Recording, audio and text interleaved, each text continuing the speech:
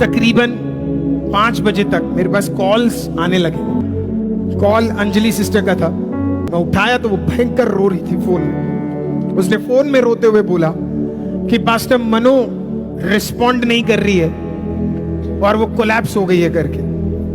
तो मुझे लगा शायद नॉर्मल सा कुछ होगा, तो मैंने उसे बोला आप कहाँ जा रहे हो? बोला एक हॉस्पिटल जा रहे हैं। तो जब वो हॉस्पिटल, पहले हॉस्पिटल ले गए तो डॉक्टर्स ने मना कर दिया कि हम इसे अंदर नहीं रख सकते। दूसरे हॉस्पिटल गए, बोला ये नहीं ले सकते। फिर हॉस्पिटल ले गए, बोला नहीं ले सकते। फिर हॉस्पिटल ले गए तो अंजलि ने मुझे कॉल करके बोला कोई भी हॉस्पिटल में उसे नहीं ले रहे करके। तो मेरे को समझ आ गया कंडीशन इतना क्रिटिकल है, इसके लिए कोई भी रिस्क लेना नहीं चाहता। अगर मैं गलत नहीं, 4-5 हॉस्पिटल के बाद फाइनली उस हॉस्पिटल में उसे भर्ती किया गया। सीधा डॉक्टर्स ने क्लियर कर दिया कि ये बहुत क्रिटिकल कंडीशन में है करके। सीधा उसे ले जाकर आईसीयू में डाल दिया गया। अंजलि ने मुझे कॉल किया और बोला कि डॉक्टर्स ने बोला है बच नहीं सकती है, बहुत इम्पॉसिबल केस है करके। मेरी वाइफ डॉक्टर है, इसके लिए मैं तुरंत अपनी वाइफ से डिस्कस किया।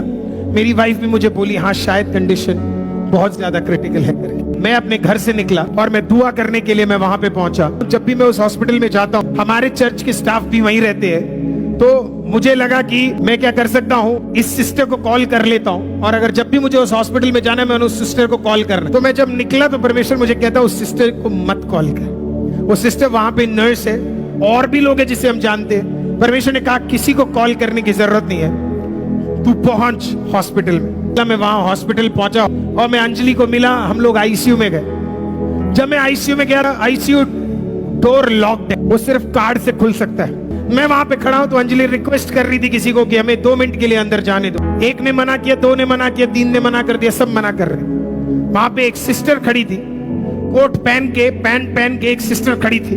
वो सिस्टर जल्दी से दौड़ कर आई, बोला आप पास्टर अरुल हो?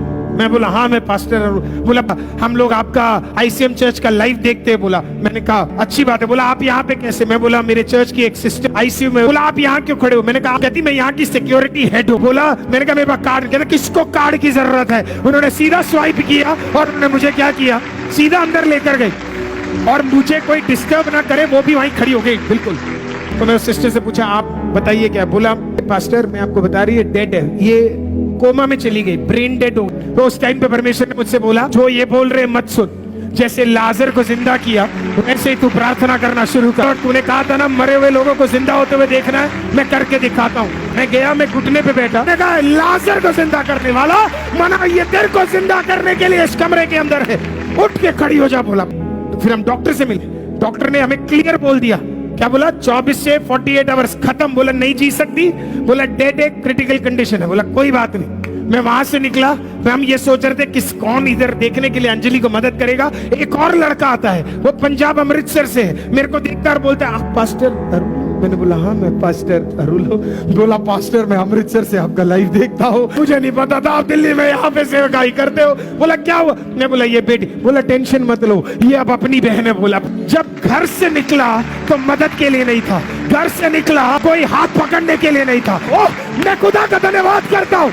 एक हॉस्पिटल ने रिजेक्ट किया, 2 हॉस्पिटल ने रिजेक्ट किया, 5 हॉस्पिटल ने रिजेक्ट किया।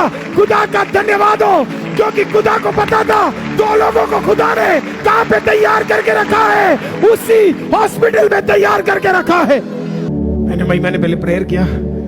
प्रेयर करने के बाद पूछा कैसी है? अरे पास्टर वो तो उठ गई पास्टर, कब की उठ के बैठी हुई है पास्टर, वो तो ठीक है पास्टर। पास्टर वो तो प्रेयर करके जब आप चले गए तभी क्या है, परमेश्वर ने चेंज लाना शुरू कर दिया था। खुदा का धन्यवाद हो।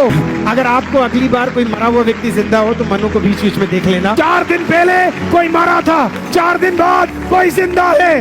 बीच बीच में आपने लाजर की कहानी सुनी थी, आप आज लाजर को जिंदा देख रहे हैं। यही खुदा का सामर्थ और ताकत है।